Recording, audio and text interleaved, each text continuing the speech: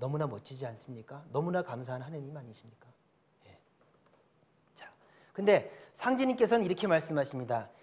우리가 대병난의 전조가 있다. 소병이 오고 난 다음에 대병이 들어온다. 이런 말씀을 하세요. 그것은 우리가 그 커다란 쓰나미가 밀려온다든지 아니면 화산 폭발이 그냥 일어난다든지 이런 일이 일어나기 전에 전조 현상이 얼마나 많이 오는지 아십니까? 그냥 한 10번, 20번, 30번 정도 생각하는데요. 극단적으로 표현하신 사람들은 뭐 10만 번, 100만 번 정도 그런 전조 증상이 미리 온다는 거예요. 마찬가지로 우주의 여름에서 가을로 넘어가는 그러한 커다란 자연의 대변혁 속에서 나타나는 그러한 병난이 오기 전에 이런 틀의 이동에 의해서 오는 현상이기 때문에 그 전에 병난의 전조가 일어나게 된다는 거죠.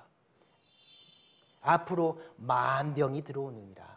수많은 이름도 모르는 그런 병이 들어오게 된다. 자, 실제로 20세기와 21세기 이 지구촌에는 이미 많은 병이 있었어요. 1997년에는요. 영국의 프랭크 라이언 그 의학 박사가 우리 인류의 사망 선고를 다 해버렸어요. 인류가 만약에 멸종하는 일이 벌어진다면 그것은 바이러스에 의한 것일 것이고 인류 멸종 바이러스 할 때 익스팅션의 X를 따가지고 바이러스 X라고 이름을 칭했어요.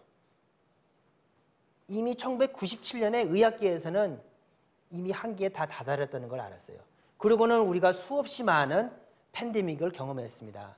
사스부터 조류독감, 광우병, 파동서부터 해서 뭐 이제 앞으로도 더 많은 일이 있을 거고 그리고 그것을 우리가 의학에서 뭐라고 해요?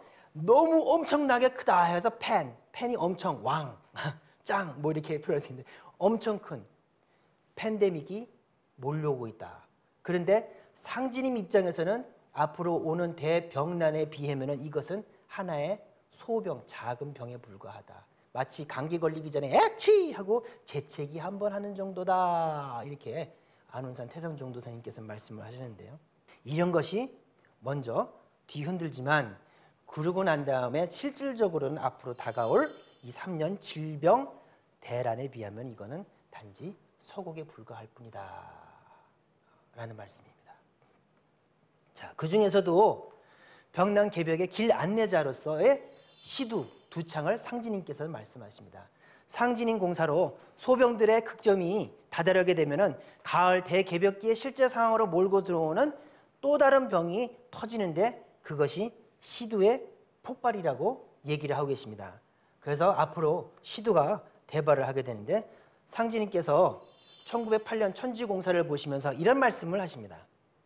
앞으로 시두가 없다가 때가 되면 대발할 참이니. 자, 제가 이 말씀을 들었던 거는요. 제가 본과 2학년 때였는데요. 도전이 그때 처음 나왔는데 이제 보다 보니까 시두가 없다가 다시 대발한다는 거예요. 두 창이 없어졌다가 다시 대발한다는 거예요. 천연두, 곰보, 마마 아시죠? 그러니까 이제 의학에서는 우리가 이제 그 WHO의 그 여러 가지 노력에 의해서 시두가 없어진 줄 알았는데 책을 보니까 상진님이 이 시두 신명을 일단 물리치고 그러다가 개벽의 직전에 다시 돌아오게끔 하는 그런 공사를 보시거든요. 자, 시두가 없다가는 지금까지 일어난 일입니다. 때가 되면 대발할 참인이는 아직 벌어지지 않는 공사 내용이 되는 거죠. 자, 그래서 시두가 어떻게 사라졌느냐? 상진 공사에서 어떤 식으로 인간 역사에서 사라졌느냐? 1967년 당시 감염자 수가 10억 명이었어요. 그 당시가 40억 인구에 10억 명이면 뭐 4분의 1, 50억 인구로 얘기를 하면은 5분의 1이 다 부창 환자였던 거죠. 시두 환자였던 거죠. 그래서 1977년 소말리아의 마지막 환자를 마지막으로 해서 시두 환자가 발생하지 않게 됐죠. 그래서 1980년 5월 8일 WHO에서는 smallpox is dead 시두 박멸을 선언하게 됩니다. 자, 그리고 1993년 우리나라에서는 11월에 들어서 법정 전염병으로 완전히 삭제가 되어버렸습니다. 자, 이렇게 해서 지금 사라진 이 시두였는데 이 시두가 지금 대발하진 않았지만 다시 돌아오고 있는 상황입니다. 돌아온 시두. 2001년 9.11 사태 이후 생화학 테러 위협과 함께 시두 재발 위험이 다시 높아졌습니다. 자, 이게 무슨 소리죠?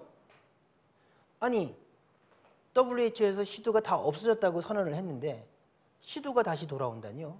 이건 뭐냐?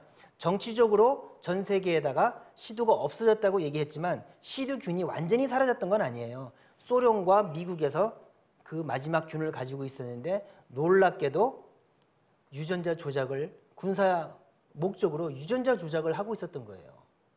유전자 조작을 해서 소련에서도 그걸 준비를 하고 있고 여기에 맞서는 백신을 만들기 위해서 미국에서도 또 유전자 조작을 한 그런 균을 갖고 있었는데 그런데 9.11 테러가 나오면서 탄주균 생화학 테러전이 벌어지게 되잖아요. 그러게 됐는데 미국 정부에서 느꼈을 때 만약에 소련이 거기에다 탄주균을 집어넣지 않고 유전자 조작된 두창 바이러스를 넣었으면 어떻게 됐을까? 우리가 생존의 비밀 두 번째 시간에 마야 잉카가 백신이 없는 상황에서 면역이 없는 상황에서의 두창이 어떤 역사의 흐름을 가져왔는지를 너무나도 잘 알지 않습니까? 그래서 미국이 난리가 나게 된 거죠. 그래서 그 당시가 부시 administration, 부시 정부 시대였는데 Amid smallpox outbreaks, Bush calls for calm shopping. 자, 일단 좀 안정을 취하시고요. 이렇게 말하고 난 다음에는 2001년 12월 25일 크리스마스 선물로 본인이 본인한테 두창 백신을 마치고 그걸 시작으로 해서 미국에서 두창 백신 사업을 다시 실시를 합니다. 그리고 대한민국 하던 월드컵 2002년 자, 우리나라에서 이런 일이 발생할 수 있다는 가능성이 제기가 되어서 월드컵이 일어나기 바로 한 달 전에 우리나라 시두 법정 전염병으로 다시 한번 재지정이 돼버립니다. 이 일이 벌어지게 된 거는요. 소련이라고 하는 나라가 있었는데 소련이 붕괴가 되죠. 붕괴가 되었을 때 KGB에서 연구하던 사람들이 물론 미국으로도 많이 망명을 갔는데 그 많은 숫자가 또 북한으로 망명을 했어요. 그러면서 본인들이 연구하고 있던 유전자 조작된 그 두창 바이러스를 북한에 가져왔어요. 그러다 보니 이건 전 세계에서 하는 얘기예요. 두창 생화학전이 벌어진다면 어디서 벌어져요? 그것은 한국이 분명하다. 왜냐하면 전 세계에 지금 가장 위기 갈등 상황이 벌어지고 있는 데가 이 한반도인데 우리가 생화학전이라든지 핵폭탄을 쓰는 건 언제 써요? 맨 마지막에 써요.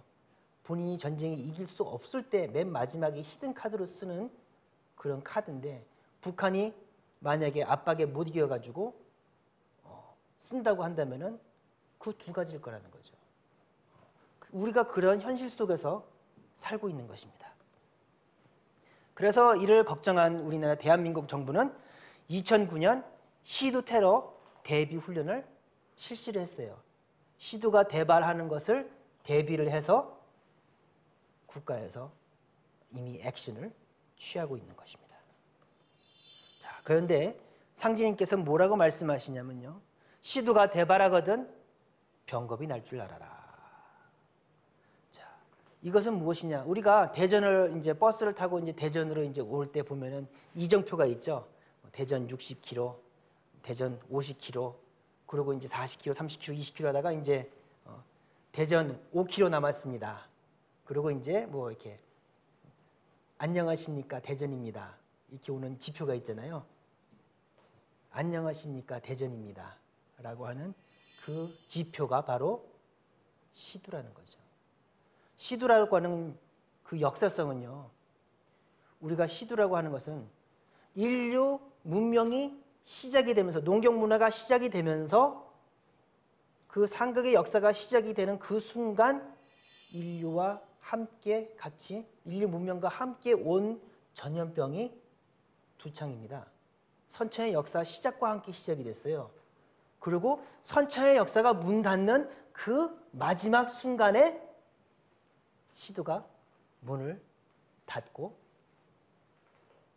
우주의 추살로 오는 괴질병겁이 후천의 문을 열고서 새로운 세상으로 들어가게 되는 거죠. 자, 천지병난 개벽을 몰고 오는 전령. 생존의 비밀은 이렇게 표현을 하고 있습니다. 시도대발은 가을 개벽의 대병난이 임박하였음을 알리는 경계경보로 선천 역사의 끝과 후천 역사의 시작을 암시한다.